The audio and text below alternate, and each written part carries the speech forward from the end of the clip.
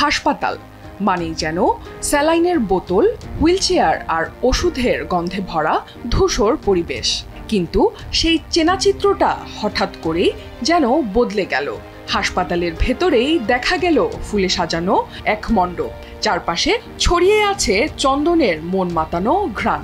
সেখানে দাঁড়িয়ে আছেন ডাক্তার, নার্স, রোগীর আত্মীয় স্বজন, আর মাঝখানে চলছে এক বিয়ের আয়োজন। শুনে মনে হতে পারে বুঝি কোনো সিনেমার দৃশ্য, কিন্তু না, এটি কোনো সিনেমা নয়, একেবারে বাস্তব ঘটনা।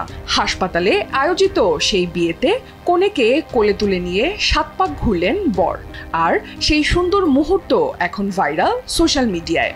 ঘটনাটি ঘটেছে ভারতের মধ্যপ্রদেশের রাজগড় জেলার একটি সরকারি হাসপাতালে। অক্ষয় তৃতীয়া ভারতীয় উপমহাদেশে সবচেয়ে পবিত্র দিনগুলোর একটি। যে কোনো শুভ কাজের জন্য আদর্শ সময় এটি। আর এই দিনেই বিয়ের তারিখ ছিল আদিত্য সিং ও নন্দিনী সোলাঙ্কির। কয়েক মাস ধরেই বিয়ের প্রস্তুতি চলছিল আদিত্য নন্দিনীর। সবকিছু ঠিকঠাকই চলছিল, দুই পরিবারও প্রস্তুত ছিল। সব আয়োজন যখন চূড়ান্ত, তখন হঠাৎই অসুস্থ হয়ে পড়েন নন্দিনী। প্রথমে ভর্তি করা হয় কুম্ভরাজের একটি স্থানীয় হাসপাতালে। সেখান থেকে বিনাগঞ্জ হয়ে শেষমেশ নিয়ে যাওয়া হয় রাজগড়ের বিয়াওড়া সরকারি হাসপাতালে। নন্দিনীর অবস্থা এতটাই খারাপ ছিল যে আইসিইউতে ভর্তি রাখতে হয় তাকে। চিকিৎসকরা জানিয়ে দেন এই অবস্থায় বাসায় ফিরে বিয়ে করা সম্ভব নয়।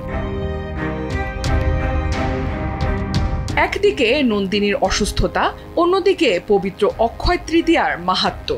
কারণ এই দিন আগামী 2 বছরে আর আসবে না। অবশেষে পরিবারের সিদ্ধান্ত হাসপাতালেই বিয়ে হবে। চিকিৎসক, নার্স এবং হাসপাতাল কর্তৃপক্ষ সবার সম্মতিতেই বিয়ের মণ্ডপ সাজল হাসপাতালেই। মধ্যরাতের আধারে হাসপাতালের আউটডোর বিভাগটি রূপ নেয় এক অনন্য বিয়ের মণ্ডপে।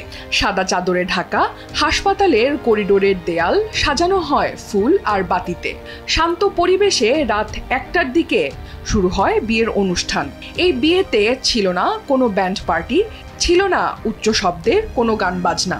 কনেকে যখন শয্যাশায়ী অবস্থায় মণ্ডপে আনা হয়, তখন চারপাশে নেমে আসে এক নিস্তব্ধতা।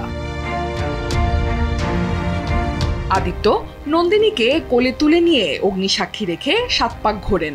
চারপাশে দাঁড়িয়ে থাকা ডাক্তার, নার্স, রোগীর আত্মীয় স্বজন সবাই মুগ্ধ আদিত্য নন্দিনীকে দেখে।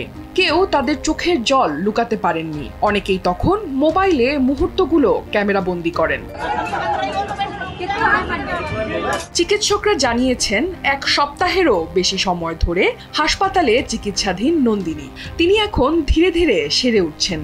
তবে নন্দিনীকে বিয়ের অনুষ্ঠানে অংশ নেয়ার অনুমতি দেয়া হয় প্রয়োজনীয় সতর্কতা ও চিকিৎসার আওতায় রেখেই। তবে এখনো সম্পূর্ণ সুস্থ হননি নন্দিনী।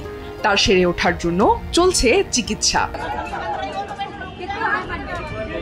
হাসপাতালের সাদা দেয়াল যেখানে প্রতিদিন মৃত্যুর ছায়া ঘোরে, সেখানেই সেদিন ফুটেছিল জীবনের জয়গান। নন্দিনীর শরীরে ছিল অসুস্থতার যন্ত্রণা, কিন্তু হৃদয়ে ছিল এক অটুট বিশ্বাস। প্রেম কখনো থেমে যায় না। আর আদিত্য, তিনি যেন হয়ে উঠলেন সিনেমার এক সত্যিকারের নায়ক, যিনি বিয়ের পিঁড়িকে হাসপাতালের বিছানার পাশেই টেনে আনলেন।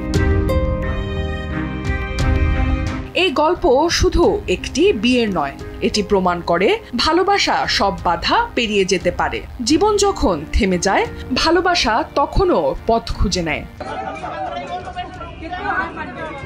অনন্যা দাস, দেশ টিভি।